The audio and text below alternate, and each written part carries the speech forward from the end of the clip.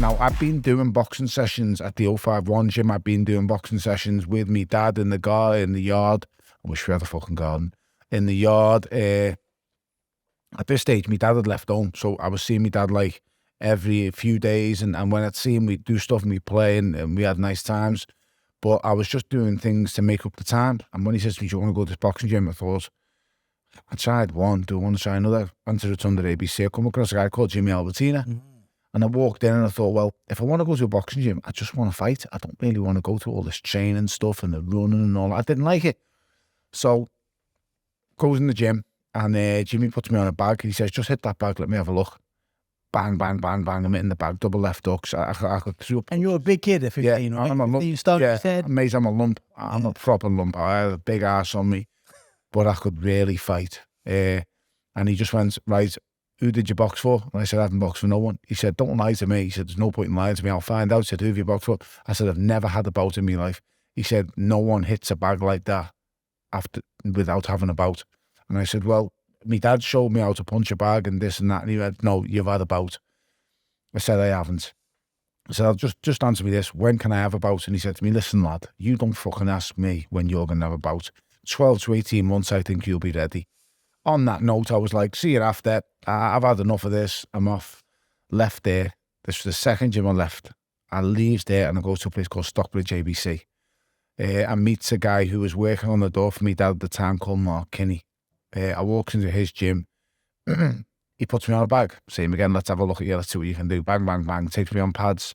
Bang, bang, bang. Everything's flying. And he was like, I can't believe you never had a bout. I said, when can I have a bout? He said, you'll be fighting within a few weeks. And I was like, really? And he went, yep. Next session I went back, I was sparring. Session after that, like there was no stand there, learn this jab, learn the right hand technique.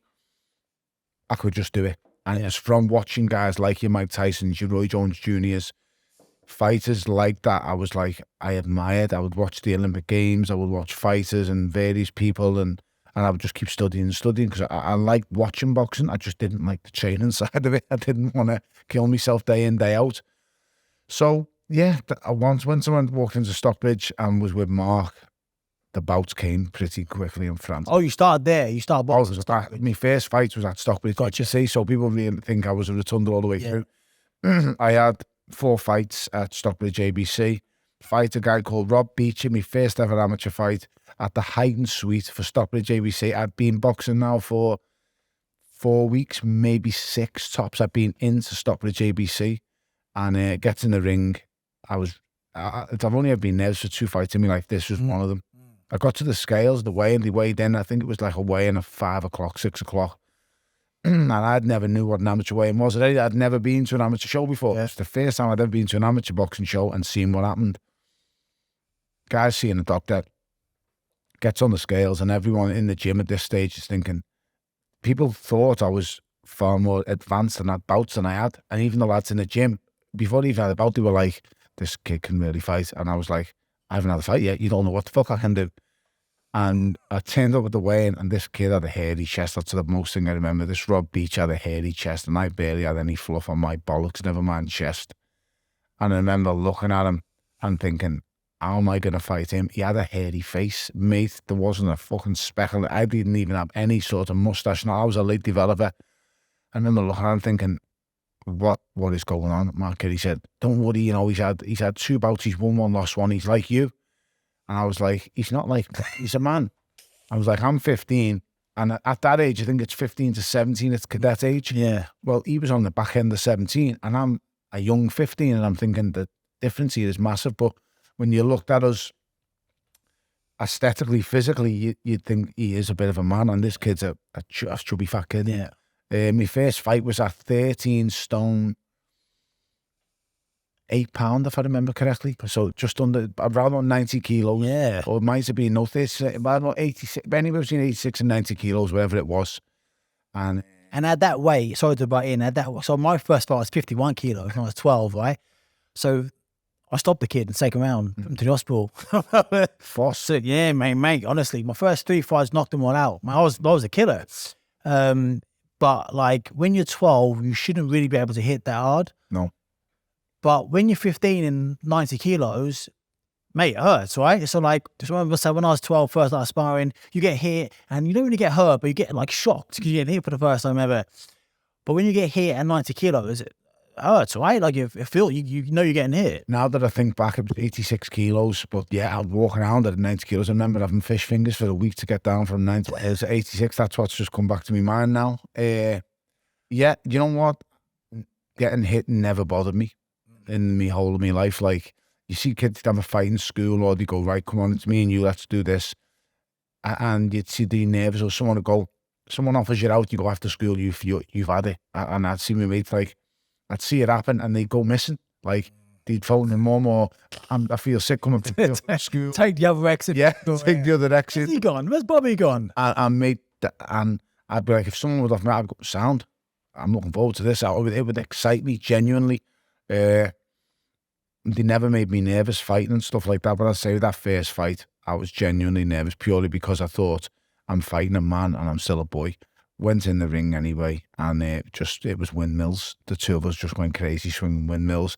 I forgot all about the jab, the straight right hand, the left hook, the body, all the things I was doing in the gym that were impressing everyone. I was picking shots to the body, I was picking shots to the head. I just went in and lost me rag, just started swinging. He cops me, I copped him. Thankfully enough, a right hook comes round the side in the third round, clips him on the chin and boom, he's down. So my first fight was a knockout win. And then you fell in love. I enjoyed it. I liked it. I liked the feeling of I can knock someone out. I'd actually done it. I'd drop people in the gym sparring, and I thought, I wonder what you're doing after you drop them, because you dropped them in the gym when you're sparring. It's like, oh, okay, give them a rest. Let's wait. In a fight, it's like drop them, go and finish them. And I enjoyed that part of it. After that, I think 3 or 4 weeks later, I had my second bout against a guy, and I do remember this one called Ryan Connolly. And my friends knew who he was. I never knew who he was. He was from the area. He's supposed to be a bit of an hard case. Once again, 18 months older than me or so. And this time I could choose me walkout music. And I was top of the bill on the amateur bill in my second amateur fight. And it was just like, this is mad. As I'm walking out, I've got rap music on. I forget the song that I had on, but it was something, motherfuck this, bitch that, kill this. I'm going to do that, do this. I've walked out and 20 seconds have gone by. I've done it 1-2, missed. He's done a jab. I've stepped to the side, 29 seconds, one right hand, boom, hits him on the chin, flat on his back, out like a light. And then that's when the extravagant stuff starts coming in there. I was getting on ropes. I am the best you could ever see in here. I am a monster. I am an animal. Yous have never seen nothing like me. The coach would come in, Mark Kenny's having, get out the fucking ring, you're making a show of yourself. And yeah, that's where it was born there from. That it was the first clean knockout I got. Because I'll say the first one at the beach, I've stopped him on his feet. I've dropped him, but then he's got up and the referee's, that's enough. This one, it's a whack on the bum. He's done. He's out. Yeah. He ain't getting up. He's out like a light. Count to 100. Yeah, he was done.